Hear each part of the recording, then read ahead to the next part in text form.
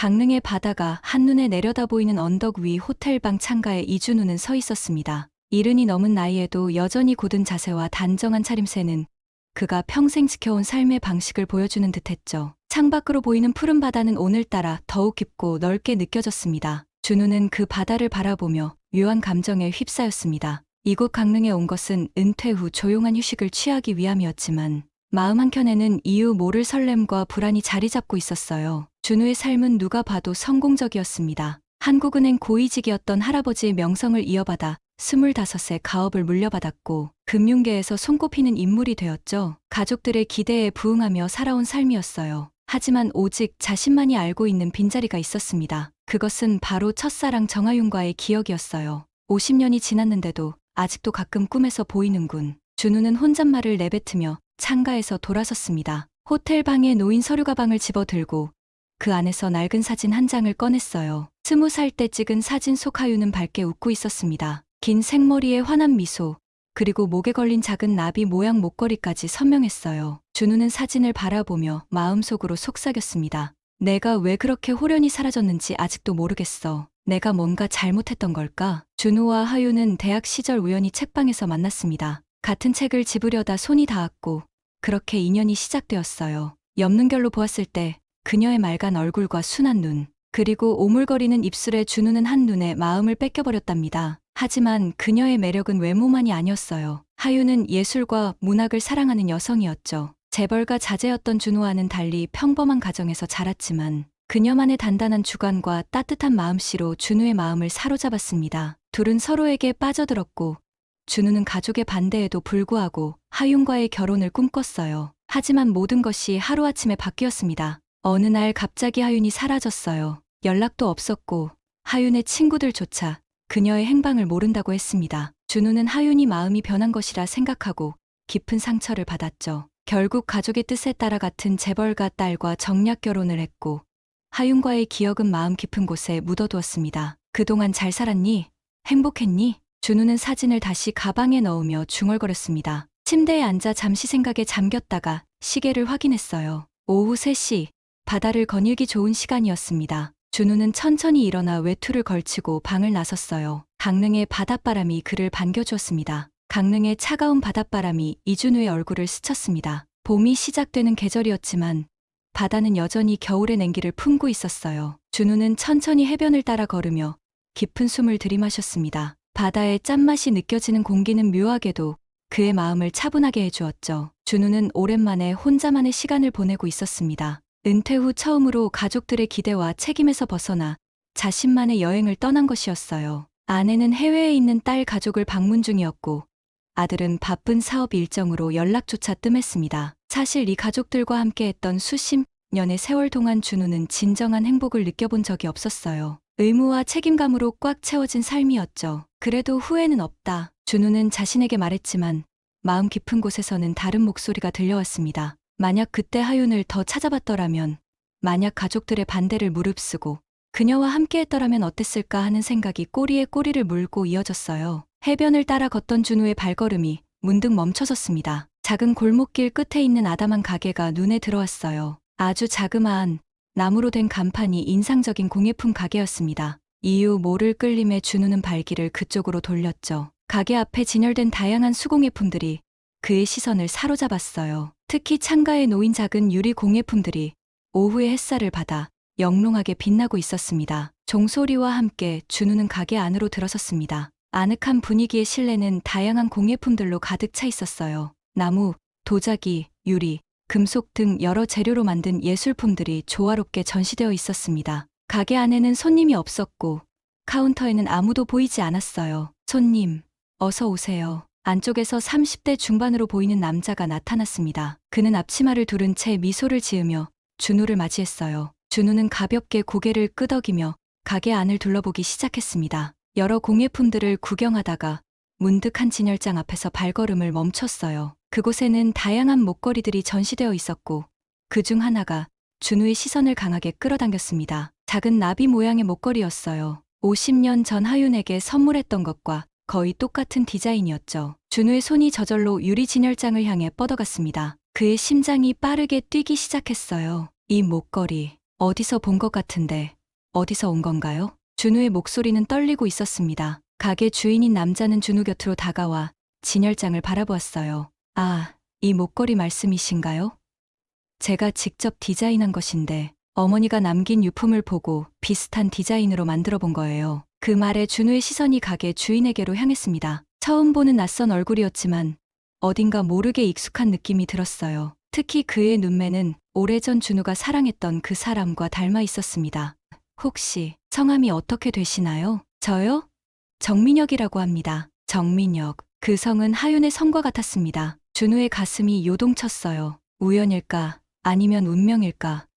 그는 목걸이를 다시 한번 자세히 들여다보았습니다. 분명 하윤에게 주었던 것과 같은 디자인이었어요. 작은 나비 모양의 은으로 만들어진 체인까지 디테일이 거의 똑같았습니다. 이 목걸이 혹시 구매할 수 있을까요? 정민혁은 이준우를 바라보며 고개를 끄덕였습니다. 그의 눈에는 약간의 호기심이 담겨 있었어요. 준우를 향한 미묘한 시선이 느껴졌죠. 물론이죠. 판매용으로 만든 작품이니까요. 특별히 마음에 드셨나 봐요. 준우는 갑자기 목이 메어오는 느낌을 받았습니다. 수십 년간 잊고 살았던 기억들이 물밀듯이 밀려왔어요. 하윤과 함께했던 날들, 그녀의 웃음소리, 작은 손의 온기까지. 그는 천천히 고개를 들어 민혁을 바라보았습니다. 네, 아주 특별한 의미가 있는 디자인이네요. 예전에 누군가에게 선물했던 목걸이와 너무 흡사해서요. 민혁은 진열장에서 목걸이를 꺼내 준우에게 건넸습니다. 준우는 떨리는 손으로 그것을 받아들었어요. 작은 나비 모양의 펜던트를 엄지로 쓰다듬었죠. 50년 전 하윤의 생일에 선물했을 때 그녀의 얼굴에 피어난 미소가 선명하게 떠올랐습니다. 그렇군요. 특별한 분이셨나 봅니다. 민혁의 말에 준우는 잠시 생각에 잠겼습니다. 그러다 문득 용기를 내어 질문했어요. 실례가 될지 모르겠지만 어머님께서는 지금 어떻게 지내세요? 민혁의 표정이 순간 어두워졌습니다. 그는 잠시 말없이 준우를 바라보다가 조용히 대답했어요. 어머니는 3년 전에 돌아가셨습니다. 그 말은 준우의 가슴을 무겁게 눌렀습니다. 하윤이 이미 세상을 떠났다는 사실이 믿기지 않았어요. 그는 아무 말도 할 수 없었죠. 민혁은 준우의 반응을 유심히 관찰하며 말을 이었습니다. 혹시 어머니를 아셨나요? 준우는 깊은 숨을 들이마신 후 천천히 고개를 끄덕였습니다. 지금 이 순간 그는 오랜 시간이 지난 후에야 하윤의 흔적을 발견했지만 이미 그녀는 이 세상에 없었어요. 가슴 깊은 곳에서 후회와 슬픔이 복받쳐 올랐습니다. 오래전에 알고 지냈던 사이였습니다. 민혁의 눈에 의심의 빛이 어렸습니다. 그는 카운터 쪽으로 걸어가며 준우에게 말했어요. 잠시만 기다려주시겠어요? 무언가 보여드릴 게 있습니다. 민혁은 가게 안쪽으로 사라졌고 준우는 그 자리에 우두커니 서 있었습니다. 손에 쥔 목걸이를 바라보며 과거의 기억에 빠져들었어요. 하윤이 갑자기 사라진 그날, 그는 약속 장소에서 그녀를 기다렸지만 결국 나타나지 않았습니다. 이후 그녀를 찾아보려 했지만 하윤의 집은 이미 비어 있었고 주변 사람들도 그녀의 행방을 모른다고 했었죠. 잠시 후 민혁이 낡은 사진첩 하나를 들고 돌아왔습니다. 그는 조심스럽게 그것을 펼쳤어요. 혹시 이분이 선생님이 아셨던 분인가요? 사진 속에는 젊은 시절의 하윤이 환하게 웃고 있었습니다. 그리고 그녀의 목에는 나비 모양 목걸이가 걸려 있었어요. 준우는 숨을 들이켰습니다. 의심할 여지가 없었죠. 그가 50년간 그리워했던 바로 그 여인이었습니다. 맞아요. 정하윤. 그분이 어머님이셨군요. 준우의 목소리는 떨렸습니다. 민혁은 준우를 유심히 바라보다가 다른 사진 한 장을 펼쳤어요. 그곳에는 어린 민혁과 함께 있는 하윤의 모습이 담겨 있었습니다. 어머니는 평생 저를 혼자 키우셨어요. 아버지에 대한 이야기는 거의 하지 않으셨죠. 다만 한 가지, 어머니는 늘 서울에서의 시간을 이야기하실 때 눈시울을 붉히셨습니다. 준우는 가슴이 조여오는 듯한 느낌을 받았습니다. 그는 민혁을 바라보며 자신의 아들일지도 모른다는 생각에 머리가 어지러웠어요. 왜 그렇게 궁금해하시는 건가요? 어머니와는 어떤 사이셨죠? 민혁의 질문에 준우는 어떻게 대답해야 할지 망설였습니다. 지금 이 순간 그는 50년 동안 풀리지 않았던 의문과 마주하게 된 것이었어요. 왜 하윤이 갑자기 사라졌는지, 그리고 민혁이 정말 자신의 아들인지. 저는 대학 시절 하윤 씨와 매우 가까운 사이였습니다. 이준우는 조심스럽게 말을 꺼냈습니다. 사실을 모두 털어놓기에는 아직 이른 느낌이 들었어요. 정민혁의 표정이 미묘하게 변했습니다. 그는 준우를 더욱 유심히 살펴보는 듯했죠. 어머니가 살아계셨을 때 젊은 시절 이야기를 거의 하지 않으셨거든요. 특히 서울에서의 삶에 대해서는. 민혁은 말을 이어가다가 잠시 멈추고 무언가 생각에 잠겼습니다. 그러더니 준우에게 말했어요. 혹시 시간 괜찮으시면 차라도 한잔 하시겠어요?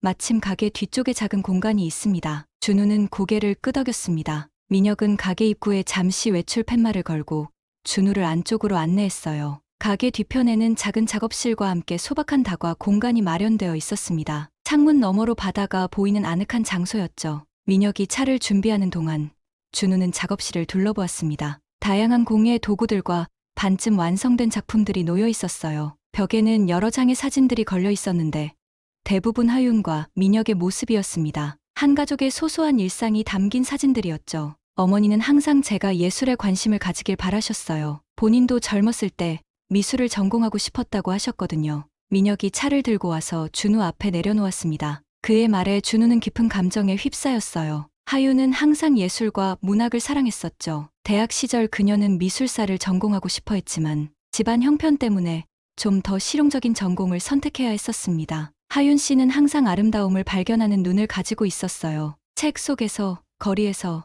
사람들 사이에서. 준우의 목소리에는 그리움이 묻어났습니다. 민혁은 준우의 표정을 유심히 관찰하며 말을 이었어요. 어머니는 제가 16살 때까지 서울에서 살다가 이곳 강릉으로 오셨어요. 처음에는 힘든 시간을 보내셨지만 바다가 보이는 이곳에서 마음의 평화를 찾으신 것 같았습니다. 민혁은 잠시 말을 멈추고 준우를 바라보았습니다. 그의 눈빛에는 의문이 담겨 있었어요. 실례지만 선생님은 어머니와 어떤 관계였던 건가요? 어머니가 갑자기 서울을 떠나게 된 이유와 관련이 있으신가요? 준우는 차를 한 모금 마시며 깊은 숨을 내쉬었습니다. 50년 동안 자신의 가슴 속에 묻어두었던 이야기를 꺼내야 할 시간이 온 것 같았어요. 우리는 서로 깊이 사랑했습니다. 결혼까지 생각했었죠. 민혁의 눈이 커졌습니다. 그는 말없이 준우를 바라보았어요. 준우는 계속해서 말을 이었습니다. 하지만 제 가족들이 우리 관계를 심하게 반대했어요. 당시 저는 재벌가의 자제였고 하윤 씨는 평범한 가정의 딸이었습니다. 그럼에도 저는 하윤 씨와 함께하기로 결심했었죠. 준우는 잠시 말을 멈추고 창밖의 바다를 바라보았습니다. 파도가 천천히 밀려들었다 빠져나가는 모습이 그날의 기억을 더욱 선명하게 만들었어요. 그런데 어느 날 갑자기 하윤 씨가 사라졌습니다. 약속 장소에 나타나지 않았고 집도 비워져 있었어요. 주변 사람들도 그녀의 행방을 모른다고 했습니다. 저는 그녀가 마음이 변한 것이라 생각하고 깊은 상처를 받았죠. 민혁의 표정이 복잡해졌습니다. 그는 잠시 생각에 잠기더니 일어나 책장에서 낡은 상자 하나를 가져왔어요. 어머니가 돌아가시기 전 저에게 이것을 주셨습니다. 언젠가 필요할 때가 올 거야라고 하시면서요. 정민혁은 상자를 조심스럽게 열었습니다. 안에는 낡은 일기장과 편지 몇 통, 그리고 오래된 사진들이 담겨 있었어요. 그는 일기장을 꺼내 이준우에게 건넸습니다. 어머니의 일기장입니다. 저는 아직 다 읽지 못했어요. 어머니의 개인적인 이야기를 함부로 들여다보는 것이 예의가 아니라고 생각했거든요. 준우는 떨리는 손으로 일기장을 받아들었습니다. 낡은 가죽 표지에 하윤의 이야기라고 적혀 있었어요. 천천히 페이지를 넘기자 하윤의 정갈한 필체가 눈에 들어왔습니다. 첫 페이지는 그들이 만났던 날짜부터 시작되었죠. 1974년 3월 15일. 오늘 책방에서 우연히 한 남자를 만났다. 같은 책을 집으려다 손이 닿았는데 그의 미소가 참 따뜻했다. 이준우라는 이름의 그 사람, 다시 만날 수 있을까? 준우의 눈시울이 붉어졌습니다. 그는 계속해서 페이지를 넘겼어요. 하윤의 일기는 그들의 만남, 데이트, 서로에 대한 감정이 깊어지는 과정을 상세히 담고 있었습니다. 그리고 마침내 그녀가 사라진 날에 대한 기록을 발견했어요. 1975년 9월 27일. 오늘 준우의 어머니가 찾아오셨다. 준우와 나의 관계를 절대 인정할 수 없다고 하셨다. 준우의 집안이 나 같은 평범한 가정의 딸과 결혼하는 것을 결코 허락하지 않을 거라고. 그리고 내가 준우의 미래를 망치고 있다고 말씀하셨다. 더 충격적인 것은 내가 임신했다는 사실을 알고 계셨다는 점이다. 어떻게 알게 되셨는지. 준우에게는 아직 말하지 않았는데 준우는 숨을 들이켰습니다. 임신. 하윤이 그의 아이를 가졌다고? 그는 전혀 알지 못했던 사실이었어요. 떨리는 손으로 계속해서 일기를 읽어나갔습니다. 준우의 어머니는 나에게 2가지 선택지를 주셨다. 아이를 지우고 준우에게서 영원히 떠나거나 아니면 그의 집안이 내 가족에게 입힐 수 있는 피해를 감수하거나. 나는 준우를 깊이 사랑하지만 내 가족이 고통받는 것을 원치 않는다. 그리고 준우의 미래를 망치고 싶지도 않다. 나는 떠나기로 결정했다. 준우에게 진실을 말하고 싶지만 그러면 그가 나를 찾아올 것이고 우리 2사람 모두 상처받을 것이다. 차라리 그가 나를 미워하게 하는 편이 낫겠지. 하지만 이 아이만큼은 지킬 것이다. 우리의 사랑의 증거인 이 생명을. 민혁이 준우를 바라보고 있었습니다. 준우의 얼굴에는 굵은 눈물이 흐르고 있었어요. 그는 민혁을 바라보며 떨리는 목소리로 말했습니다. 당신은 하윤 씨와 내 사이에서 태어난 아이인 것 같군요. 민혁의 얼굴에는 복잡한 감정이 교차했습니다. 그는 조용히 고개를 끄덕였어요. 어머니는 돌아가시기 전에 저에게 아버지에 대한 이야기를 해주셨습니다. 재벌가의 아들이었고 서로 깊이 사랑했지만 집안의 반대로 헤어질 수밖에 없었다고요. 그리고 아버지는 저희 존재를 알지 못했다고 하셨죠. 준우는 일기장을 조심스럽게 닫고 탁자 위에 올려놓았습니다. 그의 마음은 격렬한 감정의 소용돌이에 빠져 있었어요. 50년 동안 오해하고 있었던 진실, 그리고 자신도 모르는 사이에 아들이 있었다는 사실이 너무나 충격적이었습니다. 나는 아무것도 몰랐어요. 하윤 씨가 왜 떠났는지, 당신이 태어났다는 것도 전혀 알지 못했습니다. 알았더라면 나는 결코 그대로 살지 않았을 거예요. 민혁은 잠시 침묵했습니다. 그도 마찬가지로 복잡한 감정에 휩싸여 있었어요. 평생 그리워했던 아버지가 바로 눈앞에 있다는 사실이 믿기지 않았습니다. 어머니는 항상 아버지에 대해 좋은 말씀만 하셨어요. 미워하지 않으셨고 오히려 좋은 기억만 간직하고 계셨죠. 우리의 사랑은 짧았지만 가장 순수했다고 자주 말씀하셨습니다. 준우의 눈에서 다시 눈물이 흘러내렸습니다. 하윤은 끝까지 그를 원망하지 않았군요. 오히려 그와의 추억을 소중히 간직하며 살아온 것 같았어요. 깊은 침묵이 두 사람 사이를 감쌌습니다. 창밖으로는 해변의 파도 소리만이 들려왔어요. 이준우는 이제야 50년 동안 풀리지 않았던 의문의 답을 찾았지만 그 답은 또 다른 감정의 소용돌이를 몰고 왔습니다. 그는 자신의 어머니가 하윤을 위협해 떠나게 했다는 사실에 깊은 분노와 후회를 느꼈어요. 어머니 일기장에 더 많은 이야기가 있을까요? 준우가 조심스럽게 물었습니다. 정민혁은 고개를 끄덕이며 일기장을 다시 집어들었어요. 네, 어머니는 꾸준히 일기를 쓰셨습니다. 강릉으로 오신 후에도 선생님에 대한 이야기를 자주 적으셨어요. 민혁은 아버지라는 단어를 말하려다 멈추고 선생님으로 바꿔 말했습니다. 아직 준우를 아버지라고 부르기에는 너무 이른 것 같았어요. 그는 일기장의 페이지를 넘기며 특정 부분을 찾았습니다. 1995년 4월 15일. 오늘 텔레비전에서 준우를 보았다. 큰 기업의 회장이 되어 인터뷰하는 모습이었다. 그는 여전히 따뜻한 미소를 지니고 있었지만 눈빛은 조금 슬퍼 보였다. 민혁이 이제 20살이 되었다. 준우와 꼭 닮았다. 특히 웃을 때 눈가에 주름이 잡히는 모습이 그대로다. 가끔 민혁을 볼 때마다 준우가 생각난다. 우리의 선택이 옳았는지 여전히 의문이 들지만 민혁은 내 삶의 가장 큰 축복이다. 준우는 깊은 숨을 내쉬었습니다. 하윤이 그들의 추억을 잊지 않고 살아왔다는 사실이 가슴 아팠어요. 그리고 민혁의 모습에서 자신을 발견했다는 대목은 더욱 그의 마음을 아프게 했습니다. 어머니 말씀이 맞아요. 제가 웃을 때 눈가에 주름이 생기는 건 정말 어머니가 싫어하셨거든요. 내 아버지 닮았다고 말씀하시면서요. 민혁이 미소 지으며 말했습니다. 그 말에 준우도 작게 미소 지었어요. 그는 민혁의 얼굴을 자세히 들여다보았습니다. 정말 자신과 닮은 부분이 많았어요. 특히 눈매와 코 모양은 거의 똑같았습니다. 늦었지만 당신이 내 아들이라는 사실을 알게 되어 기쁩니다. 비록 이제야 알게 되었지만요. 준우의 목소리는 진심이 담겨 있었습니다. 민혁은 잠시 말없이 준우를 바라보았어요. 그의 표정에는 아직 의심과 혼란이 남아 있었지만 점차 부드러워지고 있었습니다. 혹시 어머니의 무덤을 방문하고 싶으신가요? 멀지 않은 곳에 있습니다. 준우는 깊이 고개를 끄덕였습니다. 비록 살아있을 때 만나지 못했지만 하윤의 곁을 찾아가 마지막 인사라도 전하고 싶었어요. 민혁은 준우의 의사를 확인하고 자리에서 일어났습니다. 가게 문을 닫고 안내해 드리겠습니다. 잠시만 기다려주세요. 민혁이 가게로 돌아간 사이 준우는 다시 일기장을 펼쳤습니다. 하윤의 마지막 일기를 찾아 읽었어요. 2020년 12월 10일. 의사는 내게 얼마 남지 않았다고 했다. 나는 두렵지 않다. 다만 민혁이 혼자 남겨질 것이 걱정된다. 가끔은 준우에게 진실을 말할 걸 하는 후회가 들기도 한다. 하지만 이제 와서 그를 혼란스럽게 하고 싶지는 않다. 그는 분명 자신의 길을 걸어왔을 테니까. 나는 우리의 짧았던 사랑과 그 사랑의 결실인 민혁으로 충분히 행복했다. 준우야, 내가 이 글을 절대 볼 수 없겠지만 나는 내가 행복하기를 바란다. 우리의 아들 민혁이 너를 닮아 훌륭한 사람으로 자랐단다. 넌 그를 자랑스러워할 거야. 준우의 눈에서 눈물이 흘러내렸습니다. 하윤의 마지막 생각이 자신과 민혁을 향한 것이었다는 사실이 가슴 깊이 와닿았어요. 그는 주머니에서 손수건을 꺼내 눈물을 닦았습니다. 민혁이 돌아왔을 때 준우는 이미 감정을 추스린 상태였어요. 두 사람은 말없이 가게를 나와 주차장으로 향했습니다. 민혁의 차에 오르며 준우는 문득 묻고 싶은 것이 있었습니다. 묻게 해주시겠어요?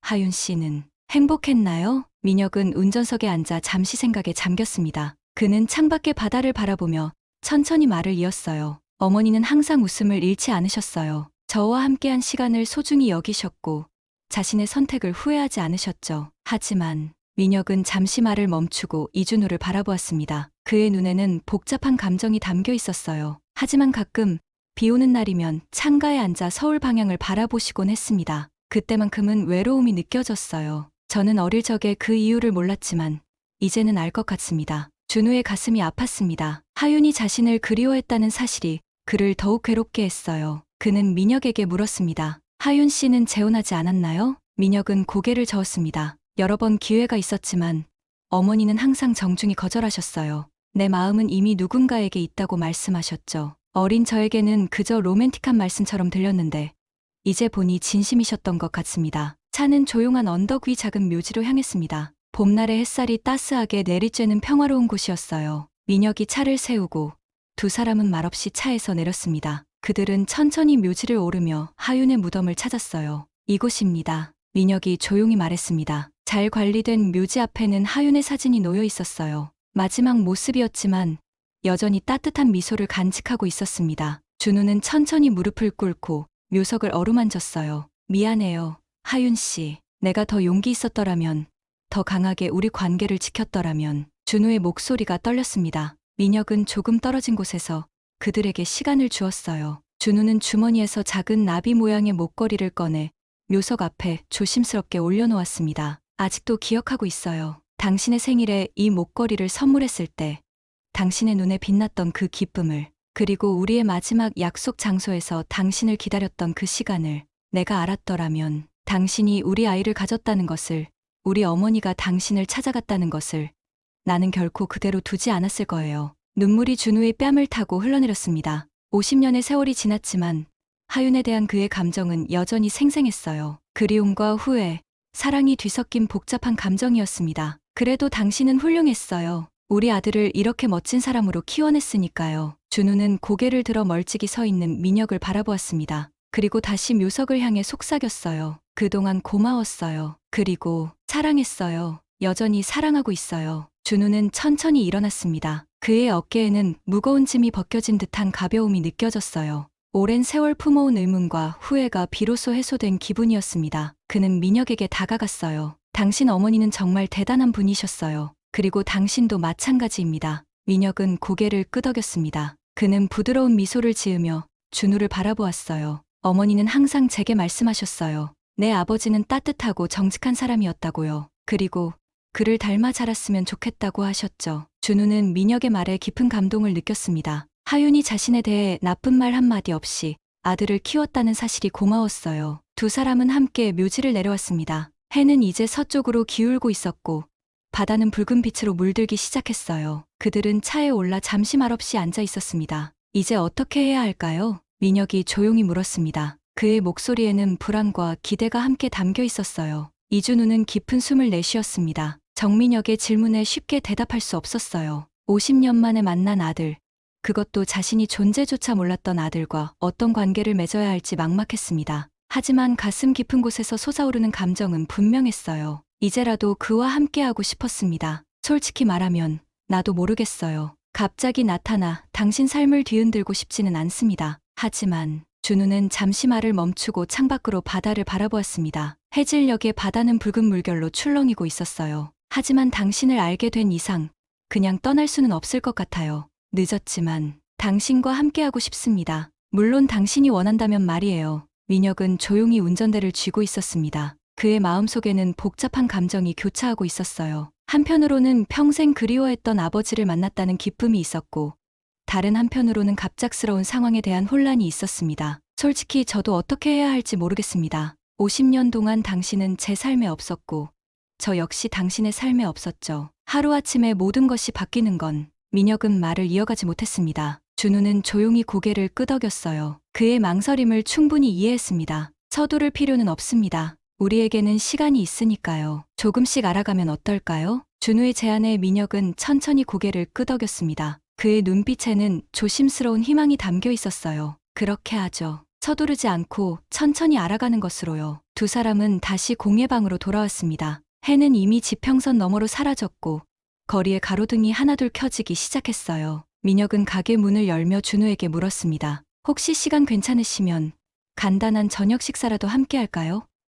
제가 사는 곳은 가게 위층인데 비록 작지만 두 사람이 식사하기에는 충분합니다. 준우는 미소 지으며 수락했습니다. 그들은 가게 뒤편 계단을 통해 민혁의 작은 아파트로 올라갔어요. 집 안은 정갈하게 정리되어 있었고 벽에는 민혁이 직접 만든 듯한 공예품들이 장식되어 있었습니다. 거실 창문으로는 바다가 보였어요. 어머니와 함께 이곳에서 살았습니다. 어머니는 항상 바다가 보이는 집에 살고 싶어 하셨거든요. 민혁이 부엌으로 향하며 말했습니다. 준우는 천천히 거실을 둘러보았어요. 벽에 걸린 사진들 중에는 하윤과 민혁이 함께 찍은 것들이 많았습니다. 그들의 행복한 순간들이 담겨 있었어요. 저녁 식사는 간단했지만 정성이 담겨 있었습니다. 민혁은 어머니에게 배운 요리법으로 몇 가지 반찬을 준비했다고 했어요. 준우는 음식을 맛보며 하윤을 떠올렸습니다. 하윤도 요리를 좋아했었죠. 내일 서울로 돌아가시나요? 식사를 마치며 민혁이 물었습니다. 준우는 잠시 생각에 잠겼다가 고개를 저었어요.